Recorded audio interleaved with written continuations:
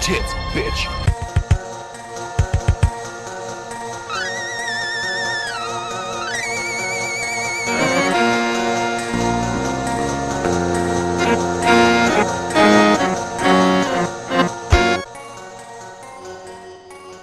Hello, fiends and fiendettes. Welcome to episode 58 of the best horror podcast on 7voltmedia.com and the world. Scream Fiends. I am your host, Alex, and with me once again is Russ. Hey, everybody. If you are just joining us on the first time on this show, we talk about all the things going on in the world of horror, and sometimes, if you are a long-time listener, you know I always mess this part up. Yep.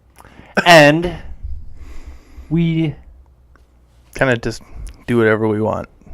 Yeah, that's pretty much it. This is how the show goes. Yeah.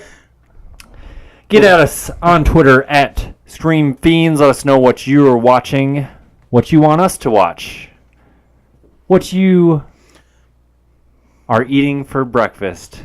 You could tell us that. Or dinner. What's your favorite kind of pizza? What's your favorite kind of pizza, Russ? Oh, I think I'm going to go sausage and mushroom. Never been a big fan of mushrooms myself. See, I used to hate them as a child, but then I got over it, and now I like them. Oh, yeah? Yeah, they're good. I think I'm kind of the same way. Like, I don't hate mushrooms. Like, I would never, like, choose to eat mushrooms, but I'm not, like, revolted if I kind of have to eat mushrooms. Or if mushrooms is on something. Just like, I pick onions, though, and then green peppers and red peppers off pizza. I've never understood that. Like, I can't. Why? Why? What's the deal with is it? It's like bugs. It's like having bugs on your pizza. But it's flavor. Like, there's no flavor. Boom. It just tastes like shitty tap water. That's such a lie. Like, So okay, gross. so mushrooms, that is no flavor. Like, But I like the texture. it's got like an earthy kind of sponginess. Yeah, and it kind of takes in the flavor of the stuff. But like the green pepper, I don't mind the flavor of green pepper, but it's like you bite into it, and you get this like, cheese and sauce and bread, and then you bite, and then it's just like somebody broke a water pill in your mouth, and you're just like, while you're eating that stuff, it's just like, I don't like it. I disagree, but Yeah. I don't mind onions like on most things, but pizza, I don't know. Cooked onions though, I like raw onions on things, like on my hot dogs. Oh, sure. Or brats or hamburgers, I put raw onions on. You cook on onions, like what'd you do that for? Relish. I'll eat some relish. Oh yeah. Yeah, sauerkraut. Oh, I'll just eat that right out of the jar. Heck yeah. New episodes every Wednesday or Saturday. Just say every week. Every week. New episodes every week. That would be up either Wednesday or Saturday. 7voltmedia.com. That's where our program lives. YouTube. Find us on YouTube. We are making videos now because we're really good at this. And we have... I don't know. It looks like your camera quality is going to be way better this time. I'm not happy about that. I'd like you should go put some grease on that lens real quick so it looks like we're in like an 80s like soap opera. That or like public access show. Yeah. I don't know. Shit, we should go do this on public access. Probably. But then we'd get too famous. Yeah. I don't know. This is weird because it's like I'm so used to not dealing with like being filmed at the same time, so it's like you feel like you should be looking at the camera. We used to be able to do this like with our pants off, and now I don't like wearing a shirt. I don't like you wearing a shirt either.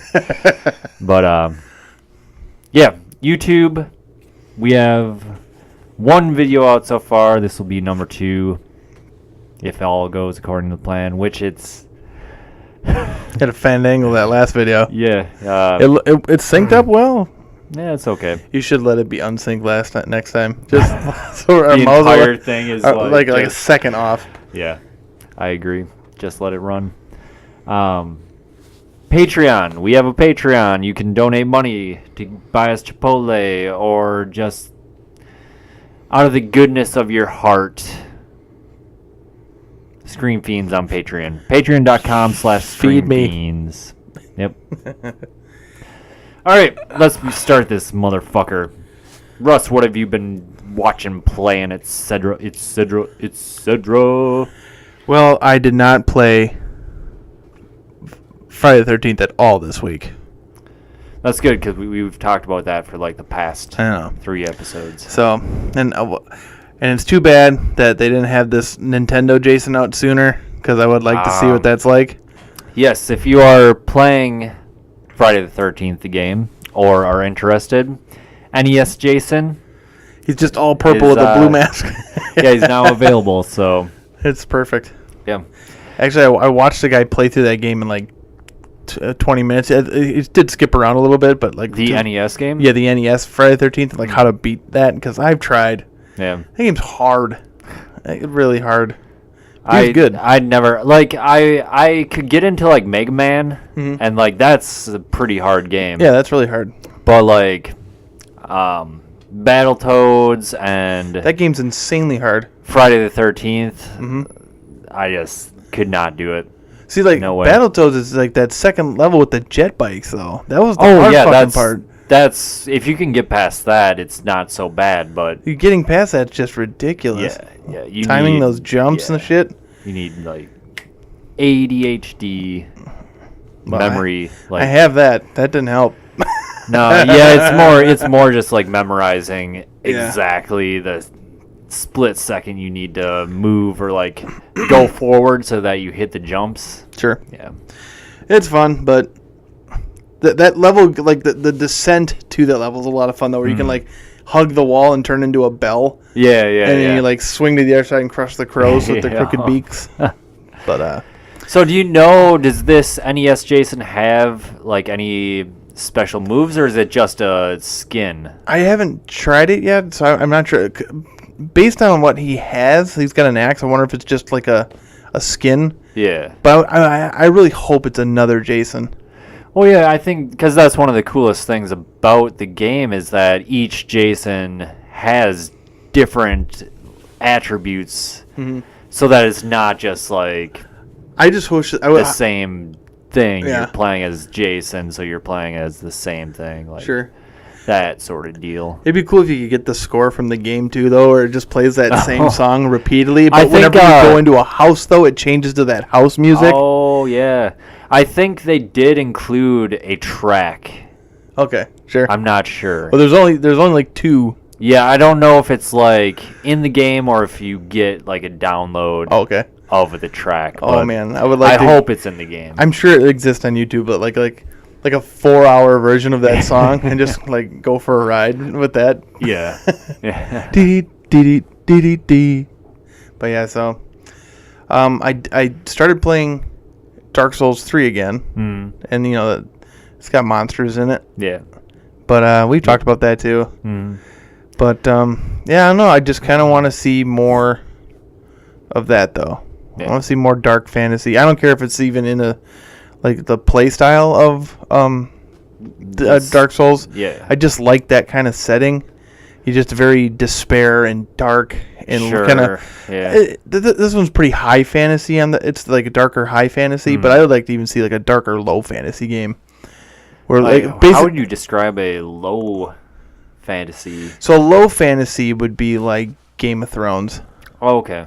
Where there is magic, but it's like a lot of people don't believe in it. But now they're starting to see dragons again, so it's like it's kind of transitioning even. But like, would it be like it's a little more grounded? Yeah, like it's like I was watching a video today, like things are more bleak. It's more like real like medieval times. Oh, sure. Where there's lots of poor people. There just happens to be some dragons and exactly. So it's you have to be more resourceful. Gold ag gold is like wow, it's like that kind of a thing.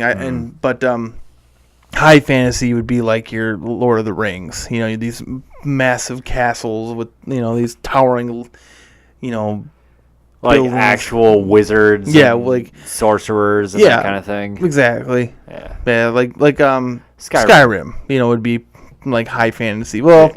Oblivion would be like high fantasy. Skyrim's like Norse high fantasy or something because it's got like kind of a Norse feel to it. But But yeah, so I would like to see more dark fantasy games. I like dark fantasy.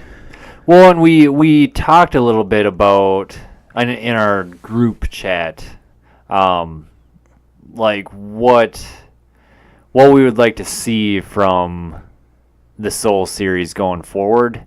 Like you mentioned, like what was it? A Mech Warrior, a Gundam. Armored Core meets Dark Souls because they're made by the same company. Armored Core. So yeah, these ACs rise from the ashes to reignite a nuclear power plant, as opposed to some knight to rekindle the fire, and just like a bunch of 8-story mechs rising from the ground slowly together, like in the opening shots of the Dark Souls games. But I don't know. I'd like to. I don't know. I mean, I know a lot of people want to see another Bloodborne. Yes, I personally, yes, sure. I would love Bloodborne. I liked Bloodborne, but there's something about Dark Souls that I like better. I don't know. It's just maybe I don't know. I don't know what it is. It's like Bloodborne should be my game because it's got Lovecraftian shit. But is it the setting? I don't know if it's like the setting or just the way you play it. But I was thinking like if they did Bloodborne but advanced it a few years so that it's more set in like a 1920s setting. Oh. You could still make it like desolate and whatever, but like more 1920s. So maybe you have like at this point you have like automatic pistols. Because they had them, the 1911. Colt 1911 or something, and like a baton or something, but something like that. But what but as I tell myself, that's not the. I don't want a Souls game, I guess. In that, what I want is like a Call of Cthulhu third person, like almost like a Call of Cthulhu, like Grand Theft Auto. Oh, or not Grand Theft Auto. What was the one where you play an investigator? What was that game called? Yeah, it was like Hollywood. Yeah, but basically I want like where you're an investigator, and basically I want Call of Cthulhu that Bethesda made a couple years ago, but just updated third person instead of first person. Well, maybe first person could be fun. Holy shit! But then first person in VR fucking Call of Cthulhu game. I just gave myself a boner. But then you couldn't play Fashion Souls. You wouldn't be able to dress up your character. So if you're not if you're just investigating and like building a story to a point, I don't care. But like if it's going to be Bloodborne set in the 1920s, well then yes, I would want third person, and I want to get my duster and my whatever, and well, there's that. Isn't it called Call of Cthulhu?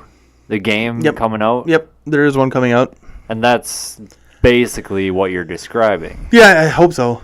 I don't know. I haven't watched much on it because I don't generally do that. I mean, I just recently saw the entire trailer for Monster Hunter, which is I'm more excited about Monster Hunter than any game coming out.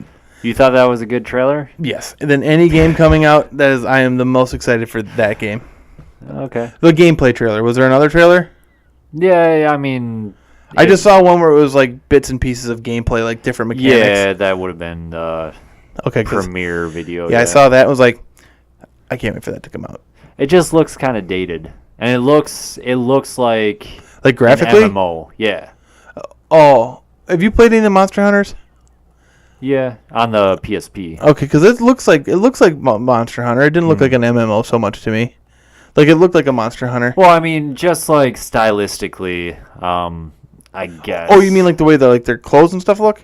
Nah, I don't know what I'm trying to describe. Just, I mean, it looked. I don't know. It just looked dated to me. Sure. I guess that's the best. Well, I mean, the game has, apart from a couple of mechanics like adding water or, climbing on top of trees or whatever, the game has pretty much stayed the same since the PS2. Yeah. So and it's super fun. It's super fun. Like I always played the great swords, because, cloud boner, but I always picked the great swords because they were the easiest. Well, it's kind of like easy to use but hard to master, and like I was professional tail chopper. I was just let them kind of work on the monster's front half, and I would just run right to the back and just charge up a swing and then take a tail out, and then everybody get an extra carve. You know, so, yeah, no, what do you like? So you've played a Monster Hunter on the PSP, like, so what are you looking for like an innovation in Monster Hunter? I don't know. See, I've never really been to that point where I'm like, I dedicated enough time to really get into it, to really understand like what the game was. So I guess I can't really have an opinion either way on what I'm looking for. It's just a big loot grind, you know. It's which I love. I love those kind of things. And it does have an MMO style looting system where you're hoping on a percentage drop. Yeah. Kind of a thing, you know, where it's like, you know, you got a 2% drop that it'll drop the medulla when you chop its head and break its crown thing, you know. And if you get that, then you can build that next piece of armor. Yeah. Then you keep advancing, and then it's like, okay, I'm gonna go fight this thing. I want to have a sword with this element on it. So then you go fight these other things to get to collect these things, and so you go on these quests like this, and it's like any game. You repeat this, you rinse and repeat. I will get this one just because it's on PS4, so that's pretty much all I ever play on because PS4, yeah. I've found out now that Monster Hunter XX is not coming to America, so I don't need a Switch Nintendo now. sucks. Well, I want a Switch for other things. Don't buy a Switch. Don't do it. I'm going to buy a Switch eventually. No, don't do it. But I was sad to hear that Monster Hunter wasn't coming on it. Yeah, because Nintendo sucks. Well, I don't think Nintendo made that call. Capcom made that call. No, it was Nintendo. You can't just make shit up. They were like, we don't want this Monster Hunter to the West. We want you can't just make shit up. Americans to suffer. Okay, maybe. I don't know. You abandoned us on the Wii U. Fuck you. You're not getting Monster Hunter. Yeah. I don't know. I had a Wii U. I enjoyed it. Playing Monster Hunter on it. Right. I did not fall for the Wii U. I did fall for the Wii. Yes. So did the entire world. So. Yes. Yeah, sure. But yeah. I just feel like the Switch is the same thing. It's a con. Yeah. Well, I wouldn't call it a con. I don't know, maybe, but it just seems like Nintendo just does their thing, and they do not fucking care about what you say. It's like, hey, come on, Nintendo, I just want to buy one system. Make a system that I can play Mario Brothers on, and then get done with a couple levels and go play Cock-a-Doodle. You know, it's just like, no. They're like, no, fuck you. People are like, come on, Nintendo, make something good. And they're like, nah. We're going to do this our way. Anything. We're just going to make a sucky-ass last-gen console. And you know what? Sell it for and you bought one. prices. And you bought one. I didn't buy one. Well, you're going to. Look at me in the eyes and say you're not going to. You're buying one. You're going to do it. You won't even look at me.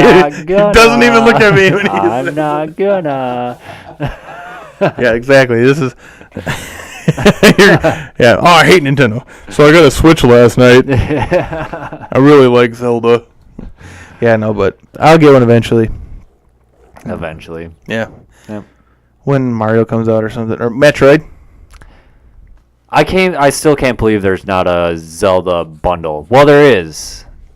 But I don't know if it's official. Like, why is there not an official Zelda Switch bundle? I don't know. That doesn't make sense. So that's, if I ever see that, which I did, and I still didn't buy it, but I almost got one. I tried talking the wifey to get it for me because I don't have any money, but she does. Yeah, well, she has open credit cards is what she has. I don't. And she was like, she almost bit, but then didn't. I used to be really good at this, but I used to be able to get her to get me whatever I want. But she's caught on. Well, now you gave her 2 kids, so what does she need you for? Damn it. I'm no longer useful. That's why she just lets me sit in the basement. It doesn't bother me. Yeah. But, Monster Hunter, excited for that. Mm-hmm. I'm excited for Destiny 2 still. Of course. But Monster Hunter... So, I mean, if Monster Hunter's here, Destiny 2 is like right underneath it. And it's just because that's newer. Sure. I bet you as Destiny comes out, I'll forget about Monster Hunter for a little bit. I think I'm actually getting less excited for Destiny 2 as time goes on. Because you gotta wait. Closer. Yeah. Well, and then I start thinking like, well, I spent all this time on Destiny, the first Destiny, and like it was good. It was enjoyable. I loved my time with Destiny, but Sure. like, is this just gonna be more of the same? Well, probably. Yeah, I don't know. Oops. I'm okay with more of the same from that game. Yeah. Because of how if they keep like the way it plays. Yep. But I guess if they change something, I don't mind either. Really, I mean, just I don't know.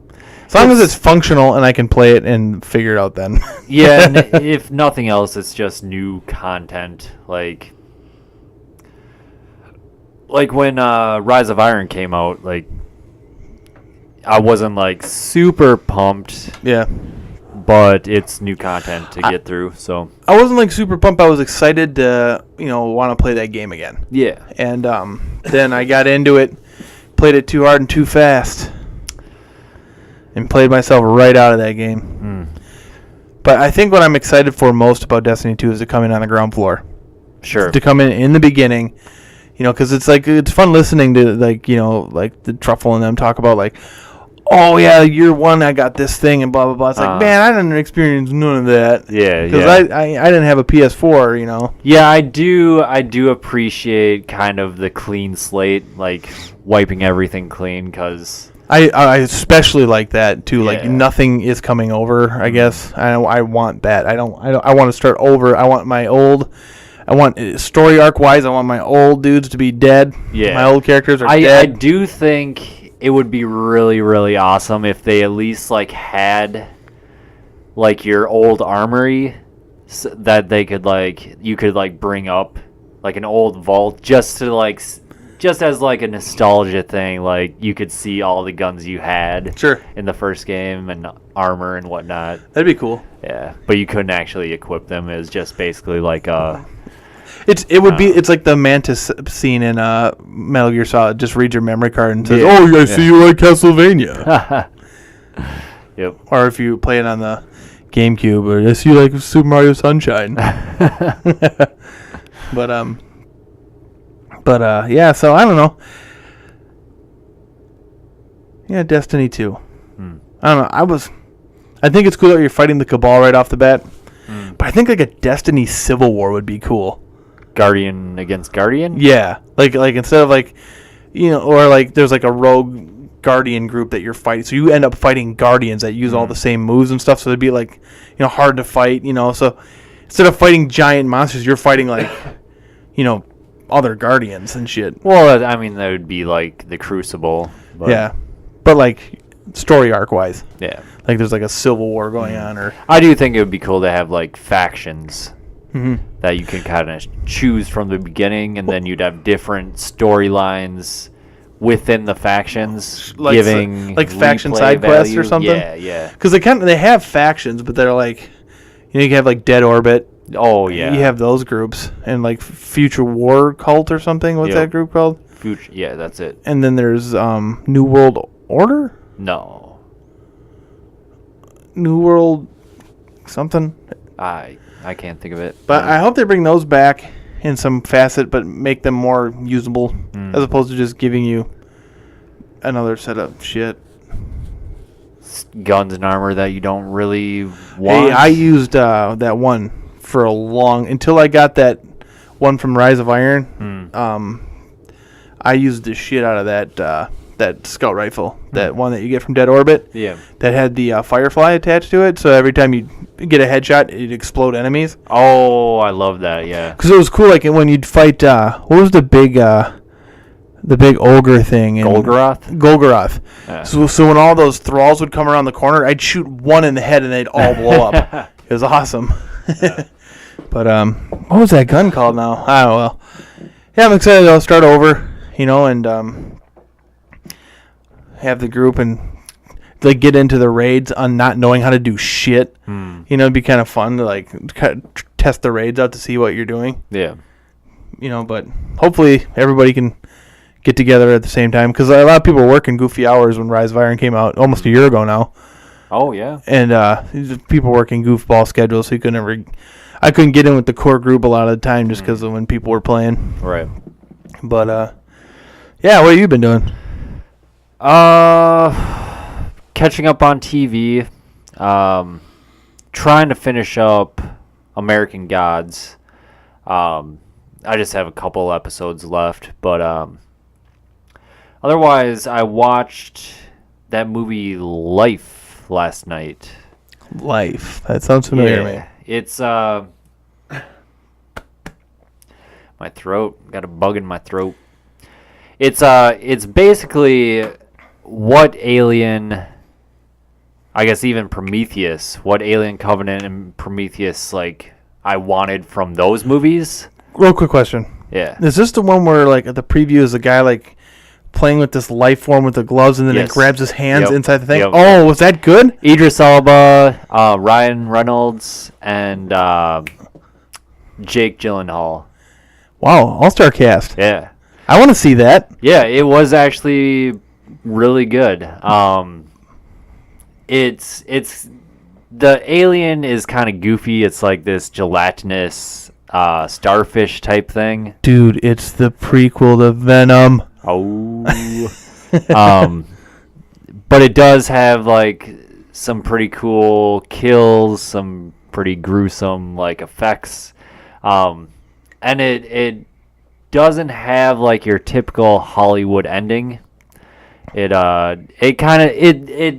borderlines on like cheap and like kind of original and kind of shocking, whatever. Like, I don't know. I want to see this now. Yeah, you should see it. It's good. I'm gonna it's see good. it. A+. Yep. Oh, A+. 10/10. Must see.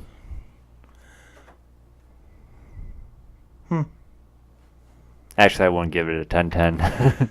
All right, I'll give it a seal of approval, bronze? 8 of 10. No, at least a silver. Ooh. Silver bronze. Yeah, silver bronze. Silver bronze. But yeah, other than that, I just bought the Amnesia Collection, which is on sale right now if you're watching this sometime before next Tuesday. Dates aren't important, but it is on sale right now. $21 off. $9. So you get Amnesia and that Bay of Pigs one, Machine of Pigs. Machine of Pigs, and some sort of extra one that I can never remember what it's called. Sure, but that game's scary. Yep, it's see, I liked it when I played it on PC, but I mean, Soma. I like Soma more, I guess, to sum it up. Because it's sci-fi. Well, I don't know. It's crazy. It's got like a crazy sort of story, and just the events aren't whatever. But it still seems more grounded than the Amnesia games. Sure. I don't know. But I played a little bit of Amnesia. Me and my brother were going through it. Actually, I should invite him over. I should buy this, invite him over so I can play it. Play it again on the big TV then, and yeah. Because we were doing this. We were going through horror games. Yep. We'd go back and forth, and he'd play one. So maybe I'll get that again and then play through it. Probably should. It's only $9. I know. That's not bad. No.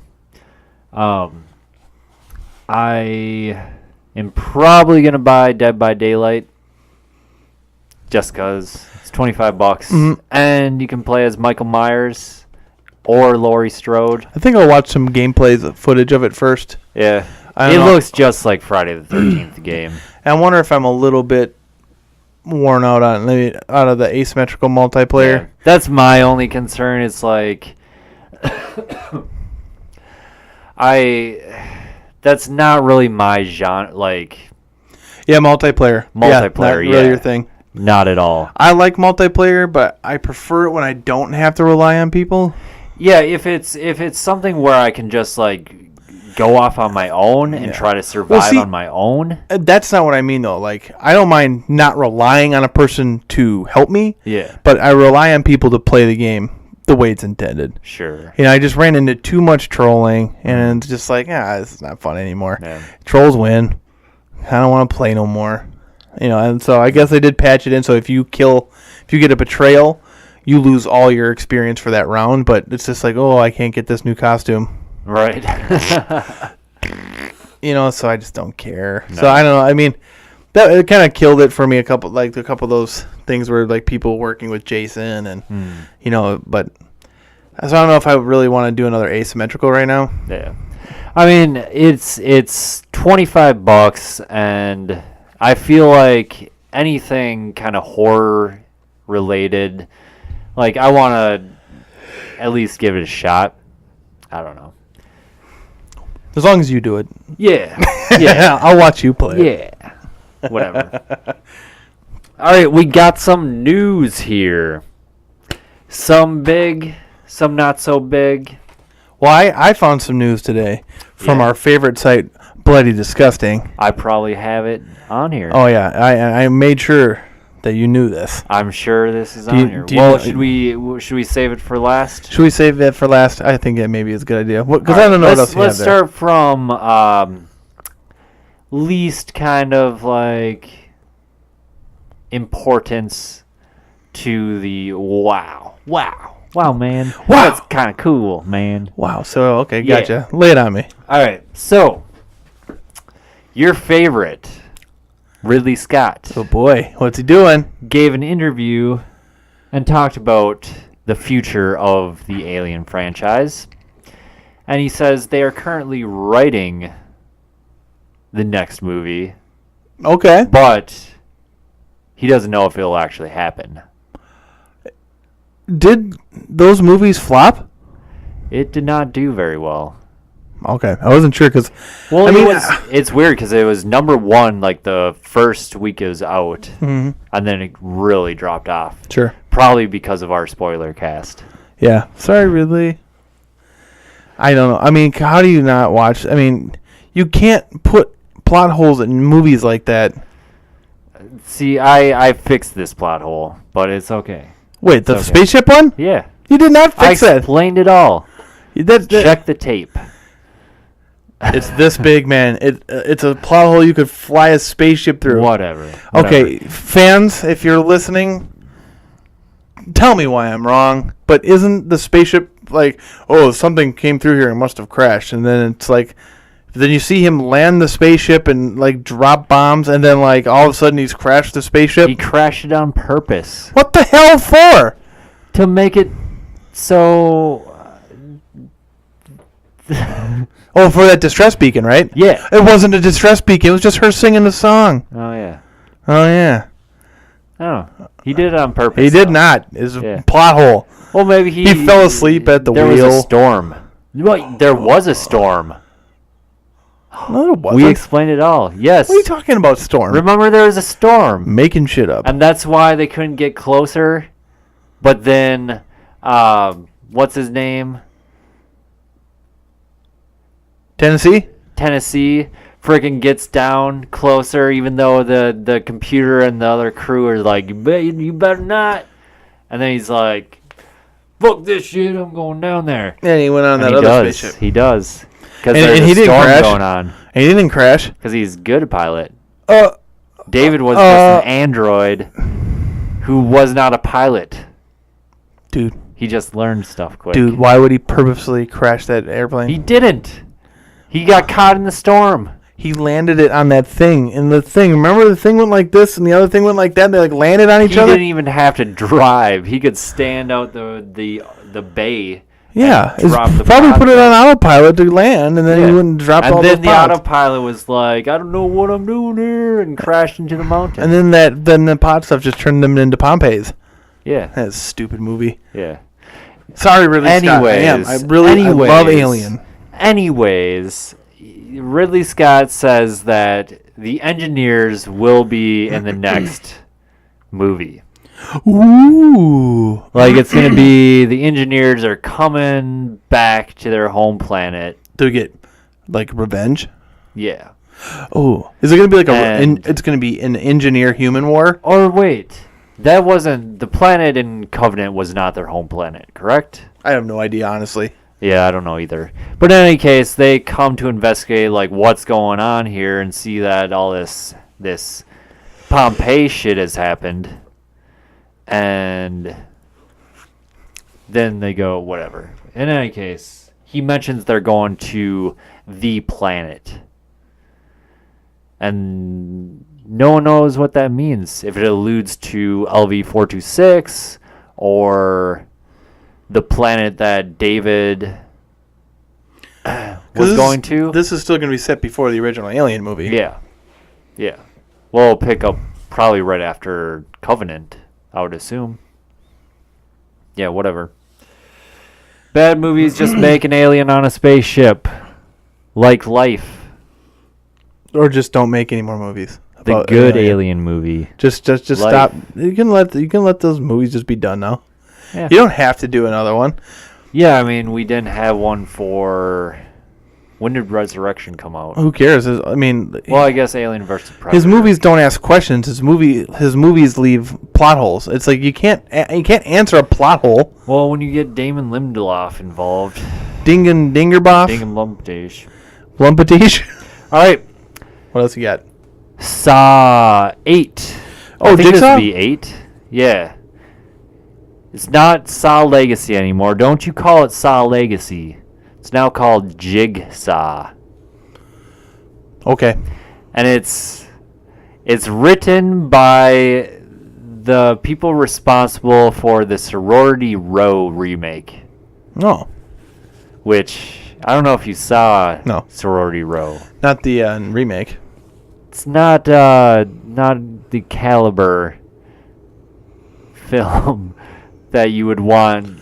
Was the filming bad or was the writing bad, though? Writing was bad. Oh, and now they're writing. I mean, it was Jigsaw just 8? a stupid, cheesy.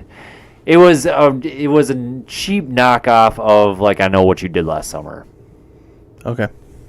So it was basically a scary movie without being a scary movie? Right. Ew.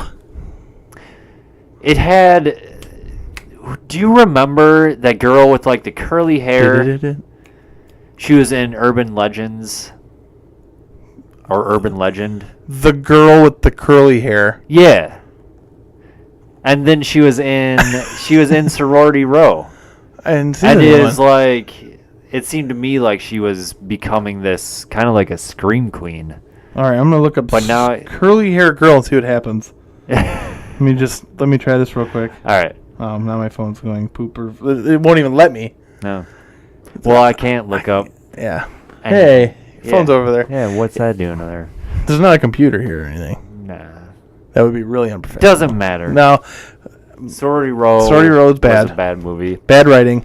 And now they're writing the new Saw movie. Yep. So has the Saw movie been good since the first one? Not especially. Sure. But I saw the second one first. Yeah. Just because they rented it and we were plugged it in. I hadn't seen the first one. And I walked away from them like, this was really... See, you gotta see the first one because, I mean, it's too late now. Yeah, well, I've seen the first one since. Yeah, okay. But I haven't seen any of the other ones. But if you had seen them in order, like that first one really hooks you. Yeah. Like that's what gets you.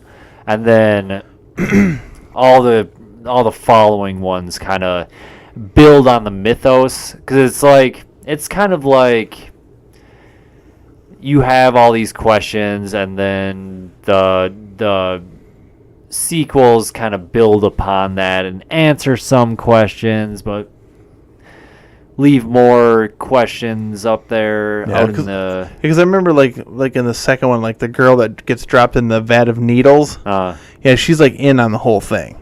Well, that was Amanda. She was a survivor from the first movie. Sure, okay. Yeah.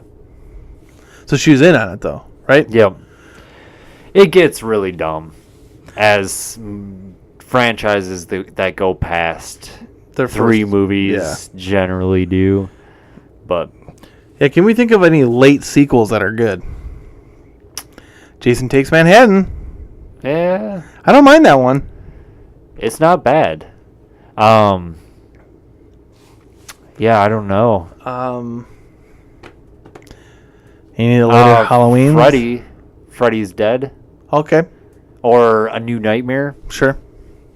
That was pretty good. Yeah. I like a lot of the Freddy's. The first one I liked. The second one's awesome. The third one's the Dream Warriors, right? Yeah. Love that one. That's a great one. That's got my girlfriend in it. Who's that? Patricia Arquette. Oh, damn. I like her a lot. Yeah, it's pretty much like Friday the 13th, Nightmare on Elm Street, Halloween. They have decent... They have entertaining sequels. Yeah, entertaining not sequels. Not super great, but at least not garbage, like complete garbage. Sure. And I guess you could say the same thing about Saw. They're not that bad. Bring Final Destination back. That's what we need. They should just never stop making those movies. Sure. Because it's, I mean, every year, new scenarios, just... Same story, new scenarios? Yeah. Why not? Yeah. It'd be fun. I would play Dark Souls 4, 5, 6, 7, 8, 9, 10. Just make one every year. Yep. All right. In Uncut 35 millimeter... Wait, what are you talking about? Hey, keep going. In Uncut 35 millimeter film of Suspiria was discovered in some Italian cinema that's been there since like the late 70s, like the end of the 70s. They found this thing, and it was only screened like a few times, like a handful of times. And so it's like in super good condition, and it hasn't been cut, hence the uncut. Is it going to get digitized? It's going on tour. Oh, we're going.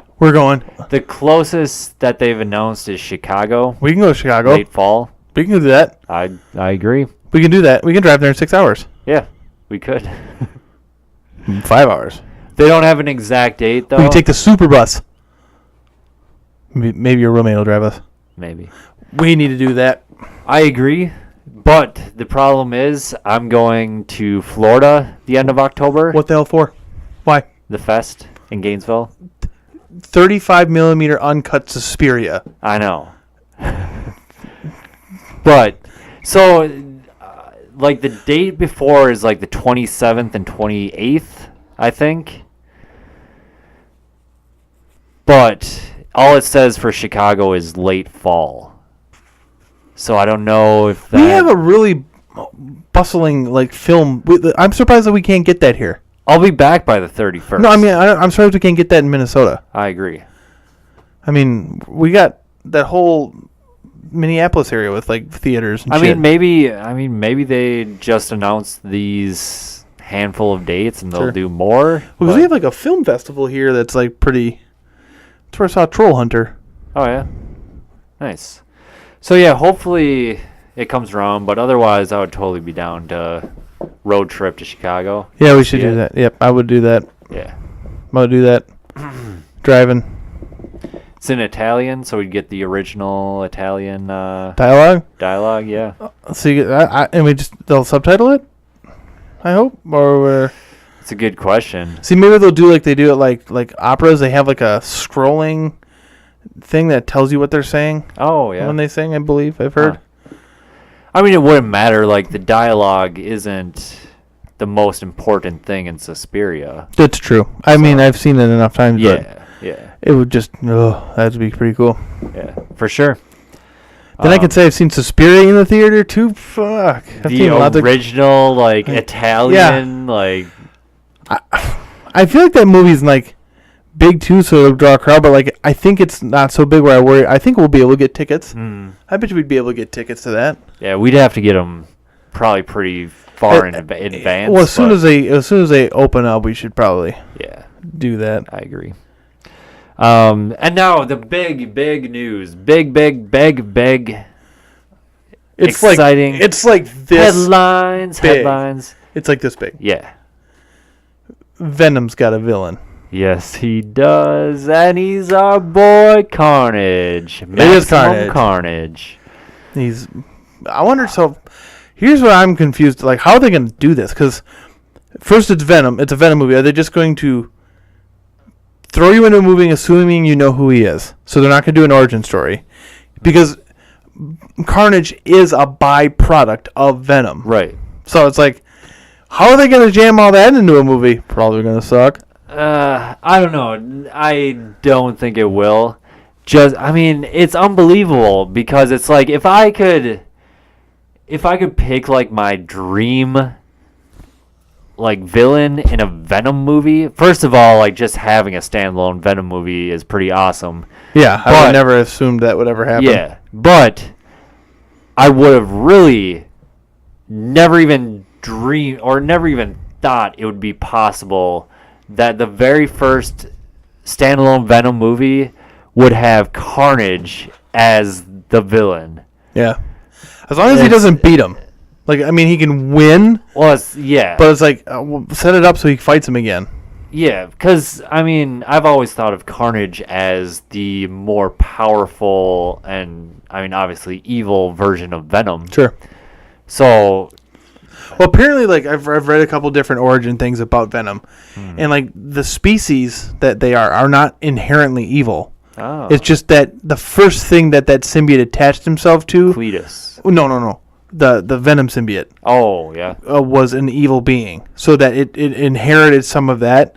And then it attached to Eddie Brock. And, you know, they kind of have a conflict and then become, you know, it's kind of a weird setup. Yeah. With those two. But, so Cletus, you know, being just evil. So it's just perfect match for him. Right. You know, so maybe that's why it's easier for him to do crazy shit. With this, I had a Carnage action figure. And he had one hand was a fist, one hand was like an open hand, and he was pretty posable. Yeah. But he came with like these claws you could hook on him, or like a not an axe, but like a pendulum, like a the pit and the pendulum thing that like, but it was like something like that. And then the other thing was like a big just long slime looking thing. Oh, nice. It was pretty cool. So I had that. I had a Venom and a super multi-posable Spider-Man too. So I would play Maximum Carnage in my room, you know, but like pretend I was, oh man, action figures. Awesome. Oh, I can't wait till my kids are big enough to play with those, because then I can go buy action figures again, and I have my wife yell at me. And it's gonna be R, so we're gonna get some nice swear words in it, gruesome kills, and maybe some nice swears, boobs. Yeah, but maybe we'll get to see Tom Hardy naked. I remember that. Yeah, you can see him naked in that Bronson movie. You ever seen that? Bits and pieces of it. Oh, you need to sit through that. That movie's really good. Is that Tom Hardy? He plays Bronson? Oh, man. I do have to watch that then.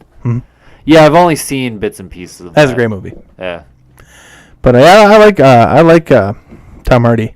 I think he's a good choice for Eddie Brock, too. Depending, I mean, I guess it seems like they're going to go darker because, with these movies, going for the rated R. So I think he's a good grab for that. A lot better than Topher Grace. Wow. And they talked about Tom Holland, who is the new Spider-Man. That kid? Yeah. Oh, okay. I guess he can be in these movies. Like, it is part of the Marvel Universe. Well, so my understanding is that Sony had owned Spider-Man, but had lent Spider-Man to... who's making the Disney to use Spider-Man in the Avengers movies. Yeah. So there's an agreement there. So maybe the agreement is that they can also use Spider-Man in their movies. But I would like to see them use Spider-Man in the movies, but just do a different one. Don't have it be part of the Marvel Universe. Have it be the Miles Morales Spider-Man, for example. Like Ultimate Spider-Man? I don't know.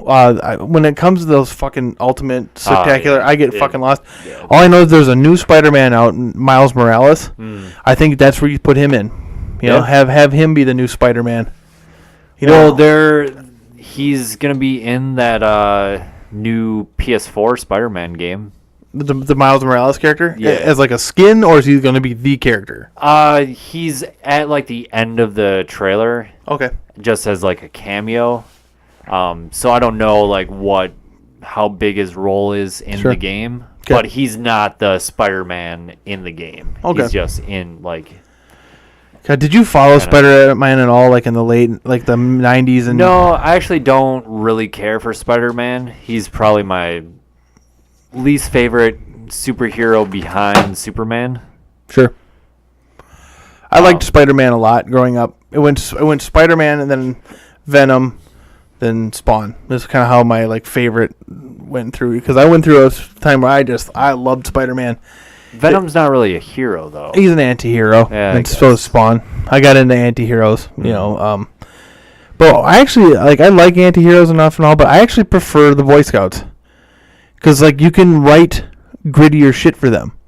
Like, how do you write a gritty story for Logan or Venom or Spawn? It is gritty. It's just, it just has that, but it's almost like a generic grit. It's just your typical grittiness. It's just gritty because the setting is gritty. But if you're like Superman, right, and you put him in a situation that is, that like where he really has to put his high morals like somewhere. Like it's not, it's where that choice is there or whatever. It's like this one comic I read where Superman, like it's not Superman, but it's like the Superman-esque character turns on the world. Sure. It's called you're like Irredeemable or something like that, or Irredemption or something. I can't remember, but he turns on the world and he just decimates like countries and just kills people, and it's just, and nobody can stop him, kind of a thing. So I think like you can, deal with more gritty shit, like everybody's most hated hero, Scott Summers from the X-Men. Like if you go through the shit he's done in the different story arcs, he fucking sucks. But like he's this Boy Scout normally, but then when it comes to a certain shit, he just like, you can really fuck with the Boy Scouts more than you can the the Logans. Like what you can do with like Logans and the Spawn stuff is just give them despair, really. But you can't really get them to call into question their character because they already kill people. Right. That kind of a thing. They're already morally ambiguous. Whereas if you get like in the Man of Steel where he breaks Zod's neck, and you could see like he has to go against like his what he wants. I know a lot of people are mad about him breaking his neck, but it's like, I don't like Superman. I like Superman. No. I used to not like Superman, but I like Superman now. Yeah, whatever. He wears his underwear on the outside. I mean, you gotta have some balls to do that. But yeah, I'm really looking forward to this Venom movie. Like it just keeps getting better and better. So hopefully the CG's good. Ugh. And they get the mouth, like he looked like in that Spider-Man 3. It's like they got the mouth all wrong. It needs to be way more fucked up and jagged looking. Oh yeah, and sure. that tongue is got to be just like, it needs to look like a tapered dick tube that just a red tapered veiny green dick tube that whatever. But yeah. All right, let's get to the good stuff. Chipotle. All right, let's go.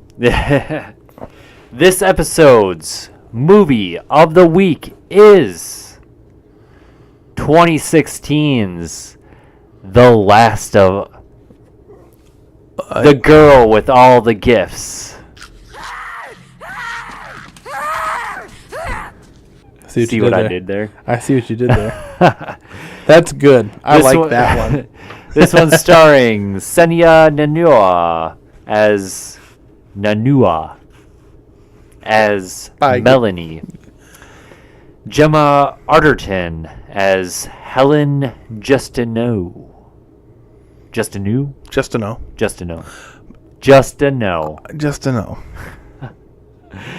Patty Considine as Sergeant Eddie Parks. He's one of the Andes from Hot Fuzz. Andes. Do you know why they're called the Andes? Because they're both named Andy. Ha. And Glenn Close. Cruella de Vil herself. The boo box. As Dr. Carolyn Caldwell. It's written by Mike Casey, who also wrote the novel that this is based on. So you wrote the novel, then did like the screenwrite for it too? Cool. Yeah, I guess. Directed by Cole McCarthy, who is, I think this might be his feature debut. He's done a bunch of like television series before this, but I didn't see any movies before. But yeah. Have you ever played Last of Us? Yeah. All right, so you've seen this movie. Have a good day. pretty much. No, there's some differences. Yeah, okay. Well, it starts out, you get this, like, whispered counting. Mm-hmm. You hear, like, doesn't she say... Yeah, no, that's right. Yep. Yeah, and then we see this little girl is in this kind of, like, cell... Counting her fingers. She has pictures of, like, a cat and... There's another picture. Scenery. Yeah. And she hears like the guards coming, and she gets out her little wheelchair thing that like is meant to strap them down. So I thought at first like she was like faking, because I saw this prison. I knew nothing about this movie. Yeah. So I'm like, she's in this prison. Then she rushes over to this chair and like gets in. I'm like, is she faking an injury in prison? Okay, well, that's what's going on here. And that is not not what that chair is for. Yep. So she gets in it, and she kind of gets all the straps ready. Like, she's very... punctual. I don't know. I mean, like, everything's always ready. She's very polite. Yeah, very overly polite. Like, yep. She's, like, super kind and... submissive. No. You don't think so? No, I think she's not submissive. I think she acts maybe submissive sometimes, but I think she's way more clever than, like, the movie, like, where it tells you, like, it seems like she's, like, submissive, but I think she's way more clever than the movie kind of sets out at first. She's just doing it to sort of build trust. Yep. Or like that, but I think that she's trying to figure it out. She wants answers. Yeah. That is what it is. But I think she genuinely, like, I think she likes the interaction, because, I mean, it's a whole, maybe she's got Stockholm's to the max or something, too. Oh, sure. And so this movie has really just two kind of not songs, but themes. Acts. Oh. No, music. Oh, sure. It has two different things that play throughout the entire movie. One of them is good. And one of them is Radiohead. One of them is like somebody just discovered pitch control on a keyboard. Yeah. And like is just fucking around with that. I didn't mind that actually, but it reminded me of like the beginning or end of like a Radiohead like instrumental or something. Oh sure. Yeah. Super annoying because it'll have like this kind of pretty piano part, and then it'll just be this like going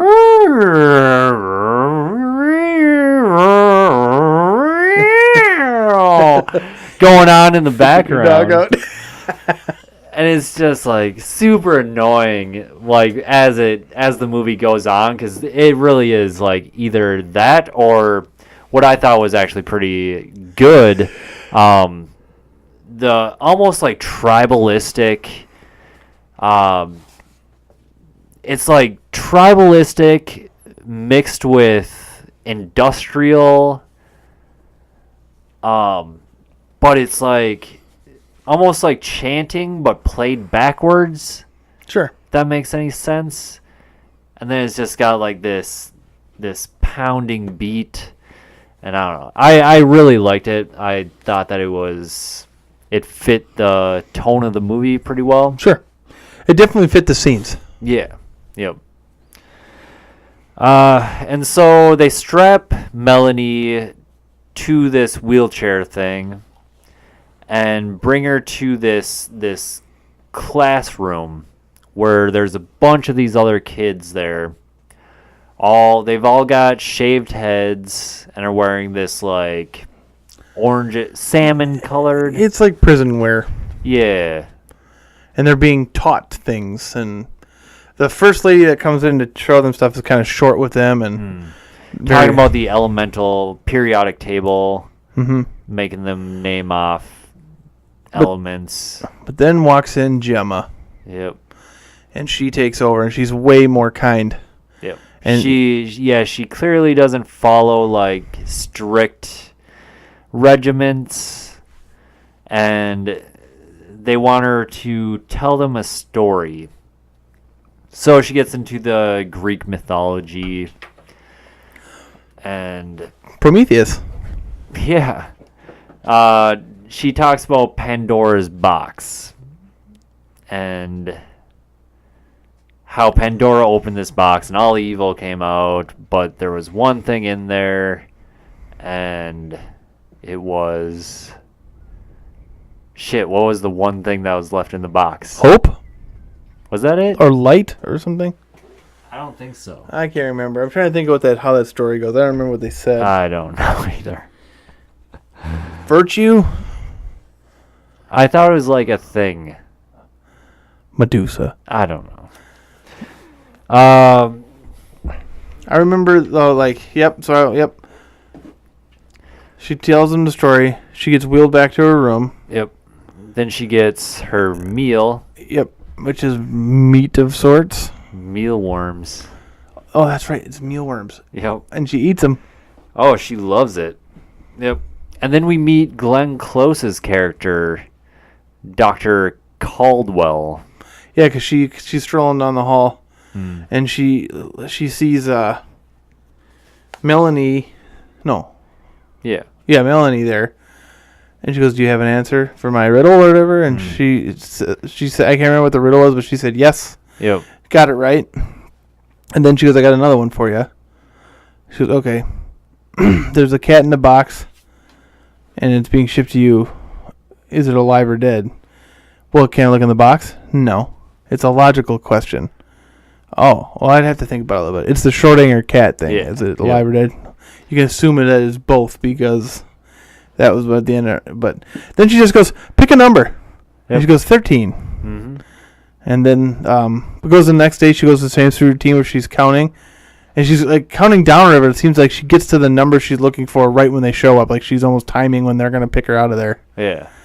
But they pick her up out of there, strap her in, bring her back to the classroom, and she looks over and she sees that spot number 13 is gone. Well, and as she's getting wheeled to the classroom, the 13 door is shut. Yep. Yep. And then the questions start coming to the teacher, and she tries to distract them. And she successfully distracts them by unstrapping their writing arms, putting a tray down for them to tell their own stories. Yeah. Because they wanted a story again. Yep. She goes, "What should we write about?" It's just like, whatever you want. Mm-hmm. And so you've seen a lot of kids having trouble with this, but Melanie has no problem. She whips out a story real fast, and it's a story about saving people and whatnot. Well, it seems like a lot of the kids didn't even really know how to write. Like they were holding their pencils all wrong and sure, kind of just scratching. But yeah. And then Gemma is really touched by her story. Yep. And starts tearing up, and Melanie starts apologizing profusely, just like, "I'm really sorry, I'll try better next time." And then she walks over to him and puts a hand on her head. And then one of the Andes comes in and goes, "Oh, fuck no!" Yeah. Yeah, and then spits on his arm, rubs it in, and holds it in front of one of the other kids.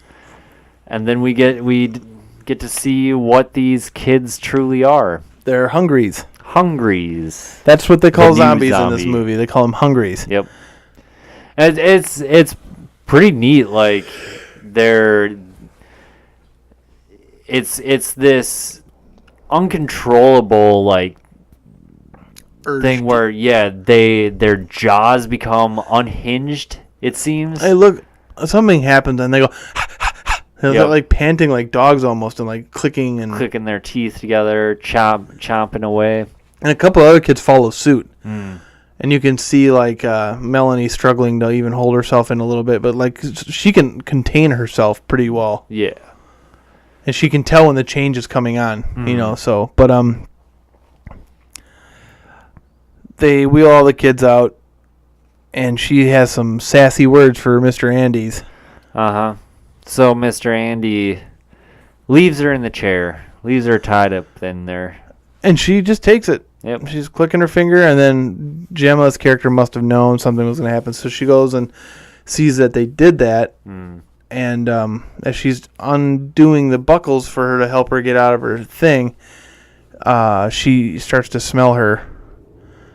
And that's what she says. I can smell you. You smell nice. When she can smell you, that means like the hunger's coming on. Yep.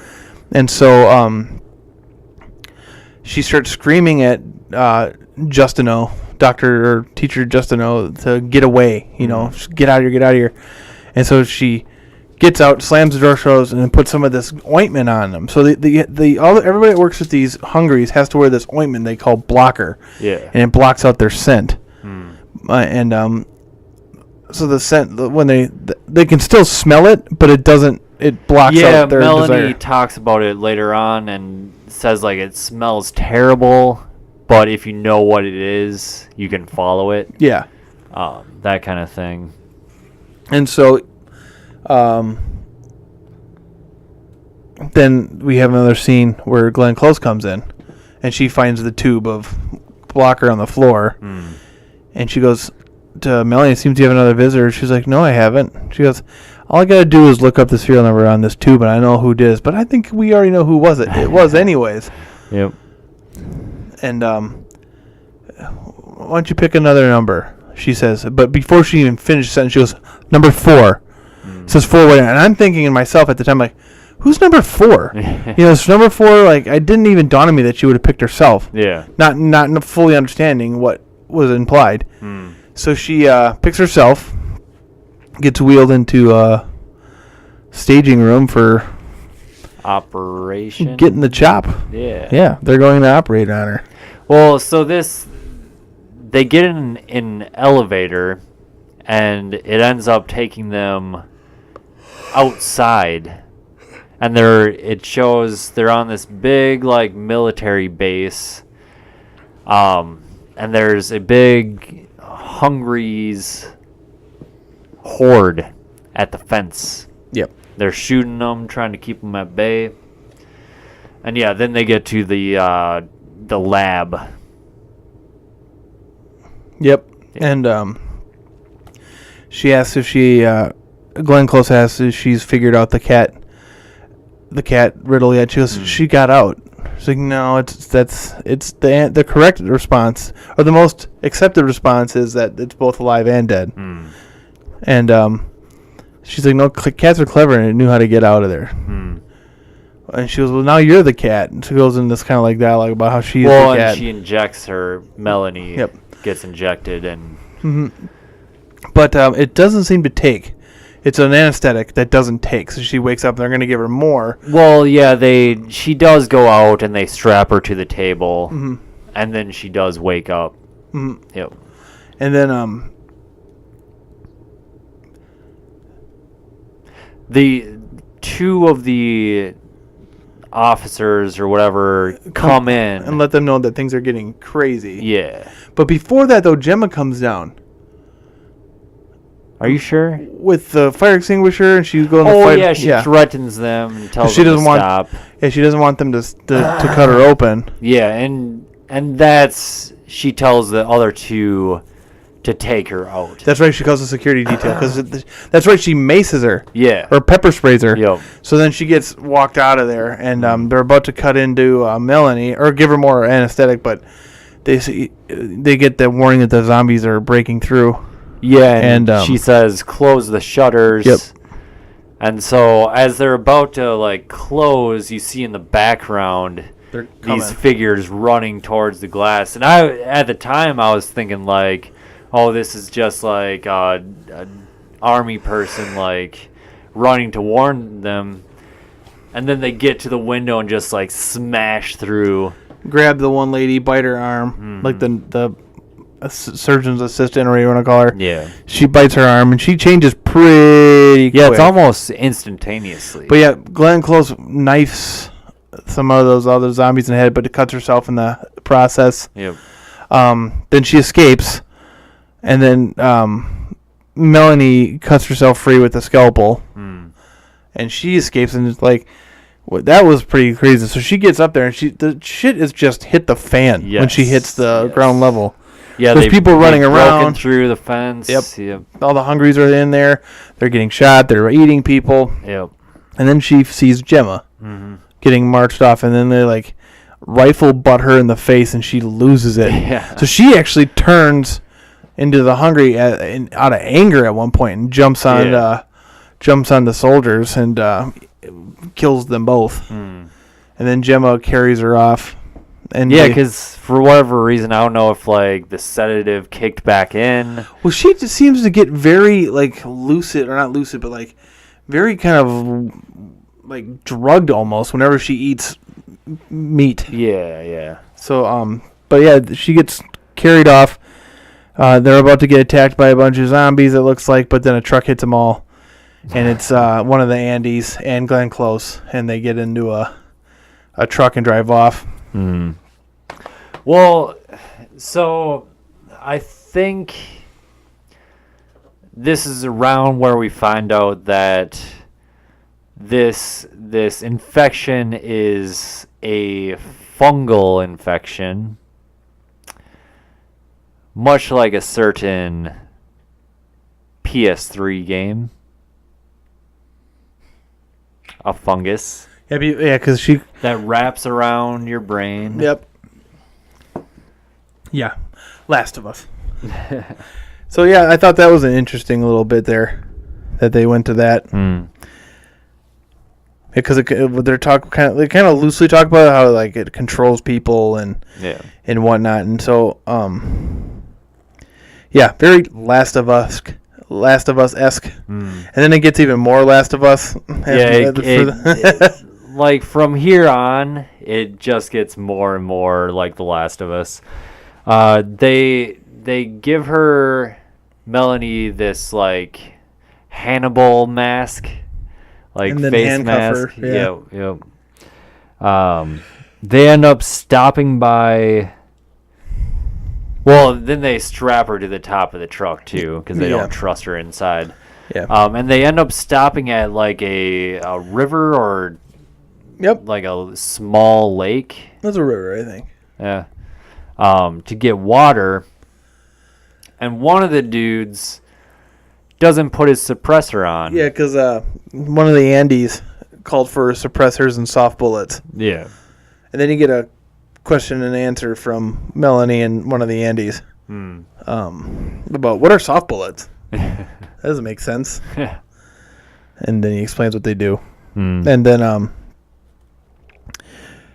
they go to the river. Yep. And so one of the guys, what was his name? Kieran. He hears something in the bushes, so shoots it without a silencer, making all this noise. Lo and behold, they got hungries coming after them. Yep.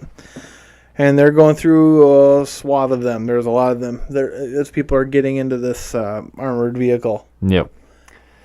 And they end up in this...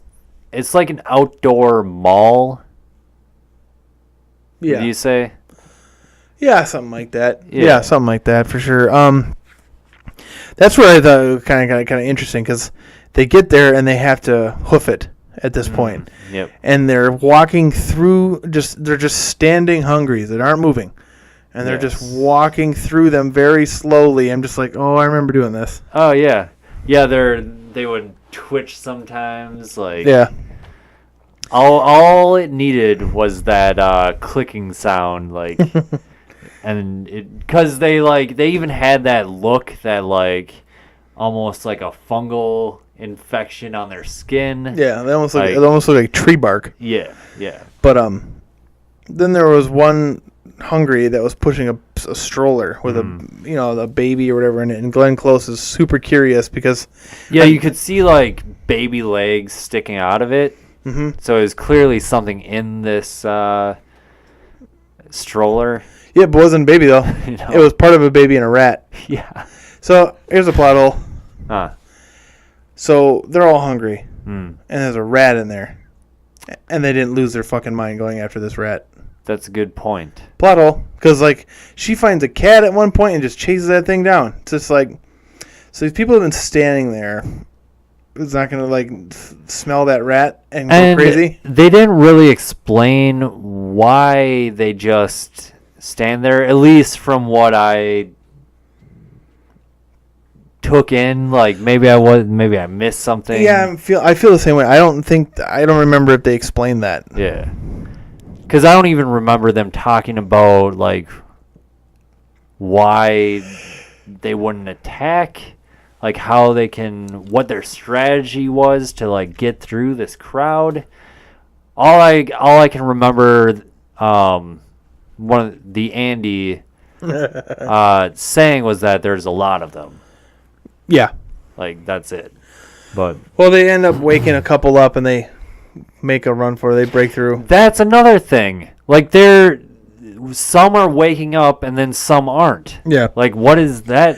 I mean, my guess is there's maybe like a degree of like a dormancy that they're in. Like, maybe the ones that are like super sleepy are like harder to wake up because they've been dormant for so long. Yeah.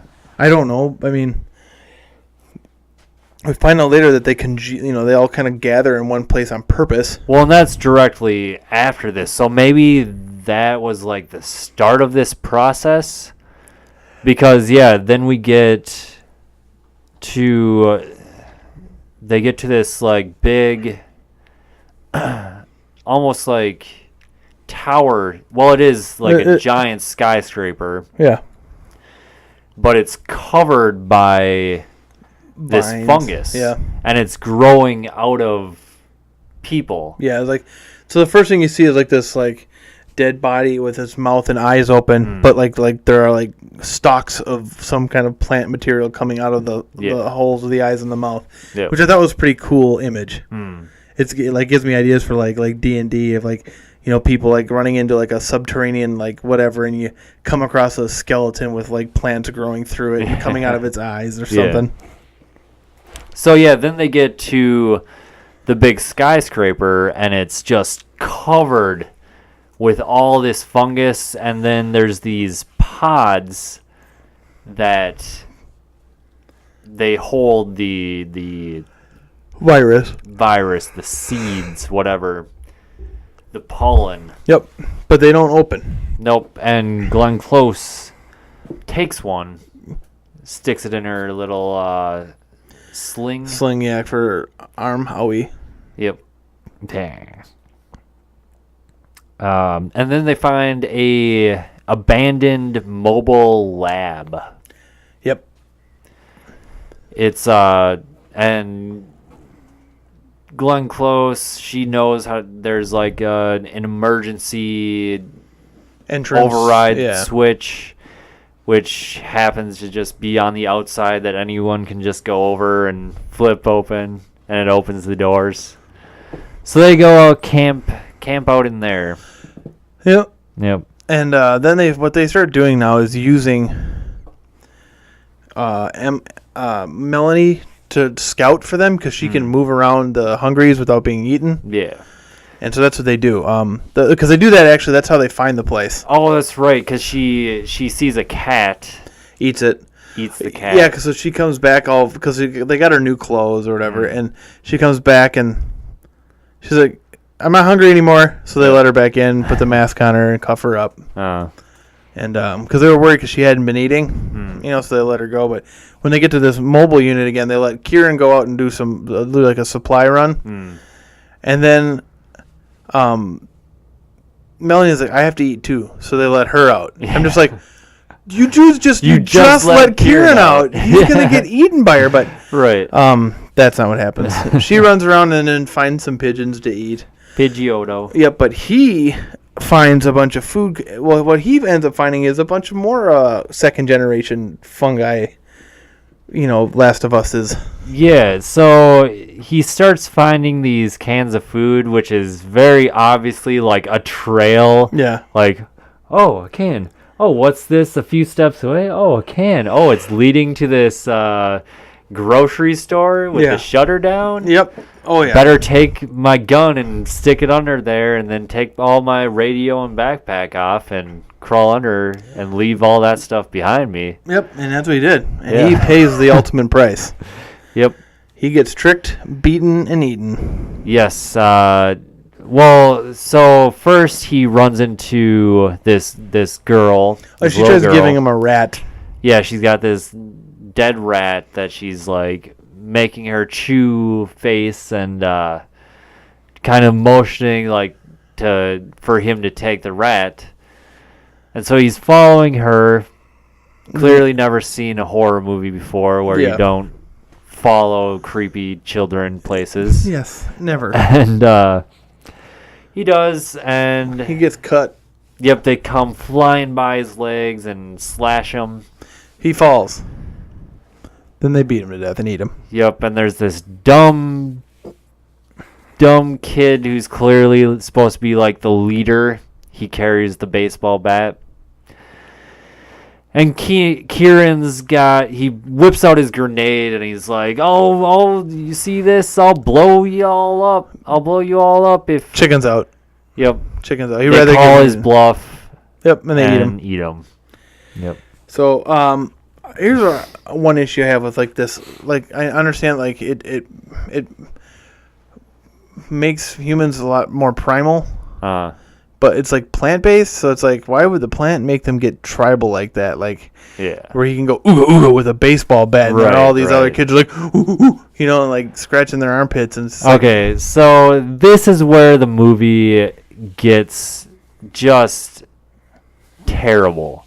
Yeah, in my opinion. Glenn Close tells them she's dying, and then they go out to go look for Kieran and Melanie. Or no, Melanie tells them that Kieran's going to get killed. Yep. So they go out to look for him, and then they run into these kids because they get trapped too. They find the trap that they sprung on him.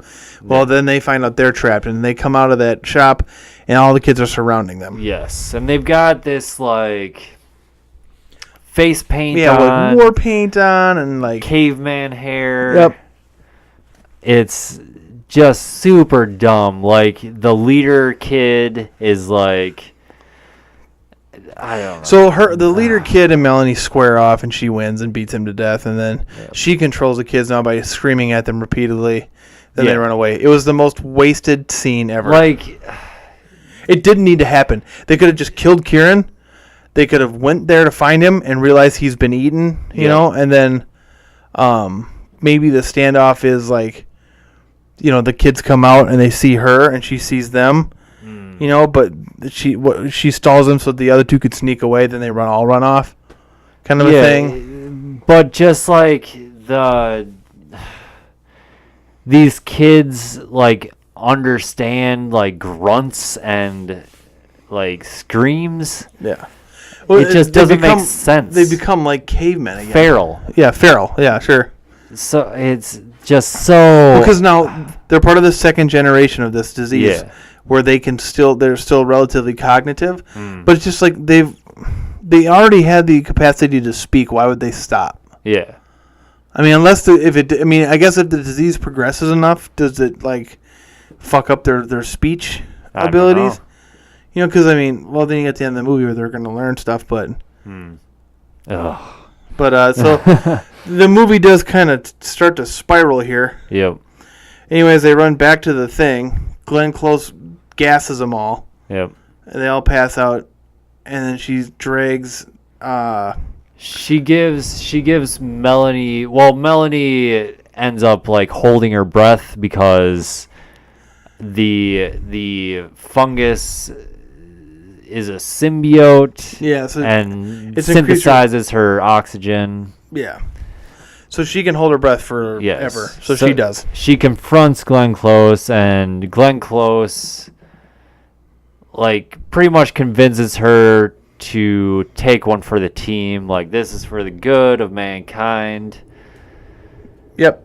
But then Melanie realizes... She's like, so why should we die for you? Yeah. Is what she says. And I actually really liked that. Yeah. I like that it wasn't like...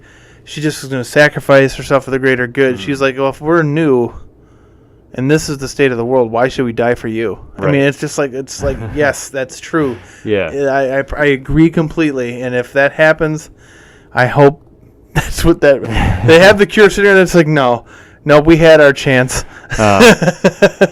So yeah, Melanie runs off with a box of matches, because we come to learn that the pods don't open by, like, you can't smash them open, but they respond to heat or water or moisture.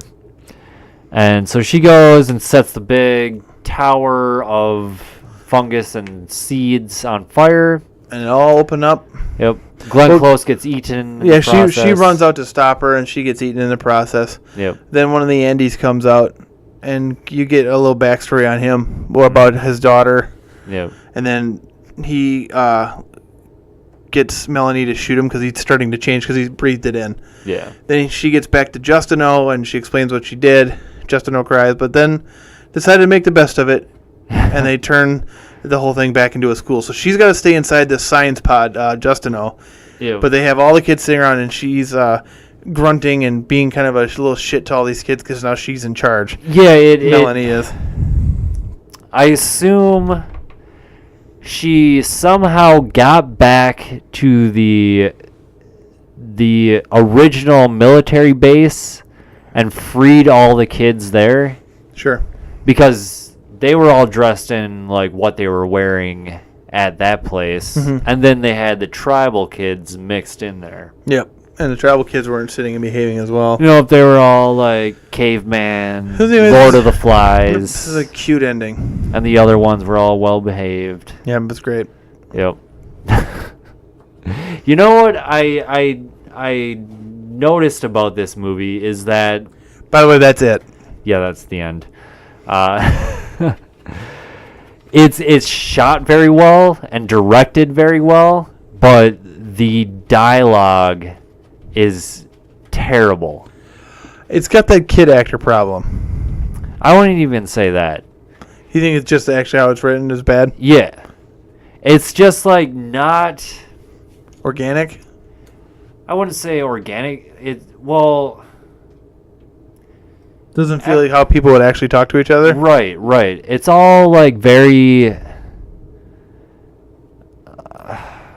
I get what you're saying. Standard phrases, like, just, like, commonly used phrases and speeches that you've heard, I feel like, many times before. Like, there's nothing interesting in the dialogue or the way characters are written.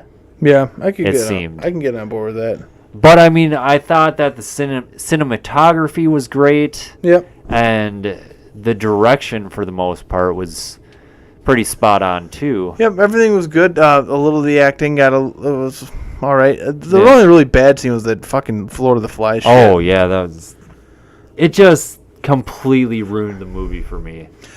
Yeah, it didn't do it any favors for me. Yeah.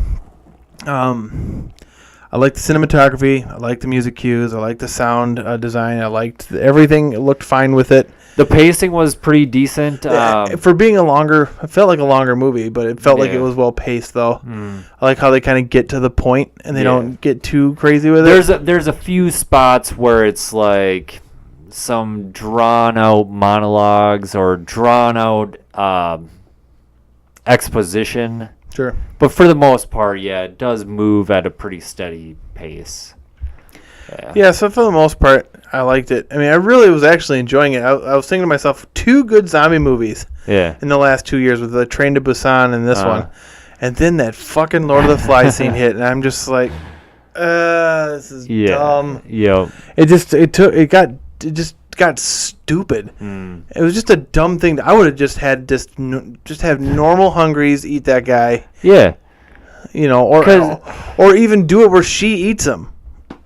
And then she's got to deal with, does she tell them what happened or does she lie about it? And it adds like a character dynamic. What does she do? Right. And I think the thing that made her special was that she could kind of remain cognizant. And then when you have more of these kids. I mean, I guess the whole idea was that the second generation were like half hungry, half human. Sure. So I mean, it would have been kind of cool. Like, here's how I would have done that whole part. Like, if they without the kids, they send Kieran out first. Yep. Then they send her out, and it's just like oversight. Well, Kieran stumbles on her, and she's getting hungry or whatever, and she kind of chases him down, right? Like, she gets close to him, and you're thinking, oh, she's gonna go for the bite, but she grabs his handcuffs and cuffs herself to something really quick, and you can see her starting to change. She's like, "You got to get away from me." So he goes back to them. They go back to find her, and kind of a thing, and maybe she gets a hold of a rat on the way. Then they can, put the mask back on her and get her going, kind of a thing. That kind of a deal, or something along those lines, or maybe they shoot a rabbit for her or something. I don't know. That would be better than what fucking happened. Yeah. But something like that, or maybe Kieran dies on the way or something because of normal hungries. Maybe there's just a few left, because they say that the reason that there's not any in this area is because they've all congealed into that big vine mass. Right. Maybe there's one or two left, kind of a thing, instead of these second generation kids that grunt and fucking, that's dumb. Carry sticks. Yeah, so, no, by no means, I mean, this movie might have grabbed a gold for me, where it was headed. For sure, yeah. Especially, like, just the parallels with The Last of Us, like... Sure. I mean, It was can't good. get better than that. But. No. But that scene with the kids and the ending, I mean, like the actual, like the ending, not her starting the shit on fire or anything, but like the ending where she's sitting kids down to teach them again. Yeah. She's turned the tables. Now she's the prisoner. Guard or whatever. Yeah. I would have just I would have left it at her and Gemma crying at the window, kind of a thing. Oh yeah. I would have left it there. Yeah. And so the movie, I will give a seal of approval still. I would. Yes. I still really like it. I think if I watched it again with the stupid kid scene, I'd just get over it. But I would give it a seal of approval, and would have given it a gold had it done something different. But because of the kid scene and because of the ending, I have to give it a bronze. I'll go with bronze. I was leaning towards silver, but yeah, that kid scene and the ending are just too much. Like they bring down the movie that much, where it's like, yeah. So bronze, seal of approval. The Girl with the Gifts. Girl with the Gifts. I would definitely way better than The Witch. Way better than The Witch. Watch it 1,000 times before I'd watch The Witch again. I would watch just the scene with the kids 1,000 times before watching The Witch again. Yep. Yep. All right. Cool. 7voltmedia.com. You can check out all the other things that our people do. Zero XP Podcast is the video game / politic news program. Freedom, Anime, and Professional Wrestling is the Anti-Seinfeld show. Tower Radio. Destiny 2 is approaching. Yeah, it is. That's what Tower Radio is. The Destiny show. Yep. YouTube.com. Scream Fiends. Watch our beautiful, beautiful visages. I'm selling this. Beautiful visages. Camera adds like that adds 10 pounds. Yeah. Shit's bullshit. It adds like 60 pounds.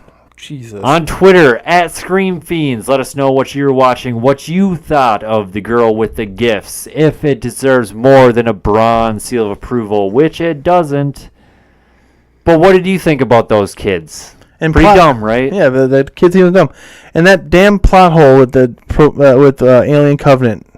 Somebody explain this to me. Yeah, why did the ship crash? Why did the ship? Somebody tell us. Why did the ship crash? It was on purpose. I just think that they didn't realize what they did. I think they wrote the scene with the trees first, and then the rest of the movie, and they're like, "Oh shit, remember the trees? Oh, he crashed it. How do you do that?" They'll never ask. Patreon.com/ScreamFiends. Stream Fiends? Scream Fiends. You can donate money if you find it in your heart. We like Chipotle. We love Chipotle. Just pay us in Chipotle and we love gift you, cards. so yeah. whatever. New episodes every Wednesday or Saturday every week. From Offset Scream Fiends, so long and farewell.